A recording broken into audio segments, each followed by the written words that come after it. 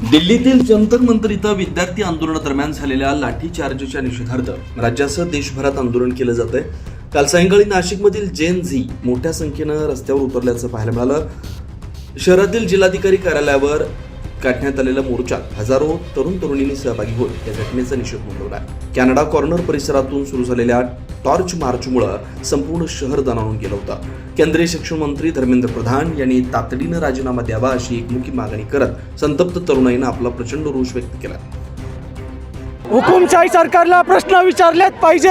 हुकुमशाही सरकार विरोधात विद्यार्थी असेच आंदोलन करतील। सरकारला जाग आलीच पाहिजे।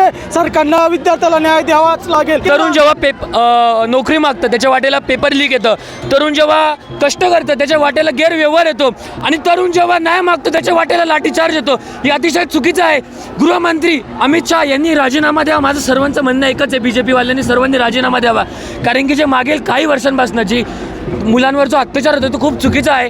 एवढ्यामध्ये 20 मुलांनी जो सुसाईड केला त्यांच्या कुटुंबाची नोंद घ्यावी आणि त्यांना मदत करावं। सरकार आहे हे आमच्या विद्यार्थ्यांना जे दहशतवादी आतंकवादी जे घोषित करते मागील काही वर्षांपासून, हे अतिशय चुकीची बाब आहे।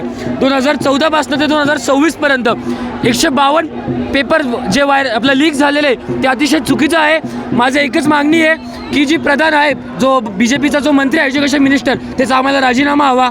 मागील काही वर्षांपासून जे देशात अनएम्प्लॉयमेंट जी वाढली आहे ती खूप चुकीचं आहे। जो युवा लोकांनी काढलेला आहे हे नवीन रक्त बघताय, ते कोणाला ऐकणारं नाही आता, कारण त्यांच्यावरती झालेला अन्याय आमच्या पिढीसारखं ते लोक सहन नाही करणार आहे। आता खूप झालं, आता खूप झालं। भारत माता की जय, इन्कलाब जिंदाबाद।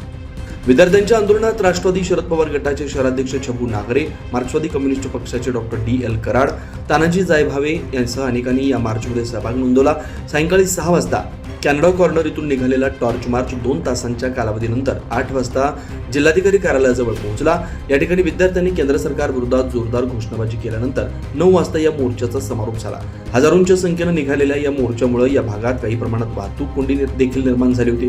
विशेष म्हणजे या मोर्चामध्ये college road, Canada corner, CIDCO, Panchavati आणि शहराच्या विविध शाखांमधील हजारो तरुण तरुणी हातात केंद्र सरकारच्या निषेधाचे फलक घेऊन सहभागी झाले होते।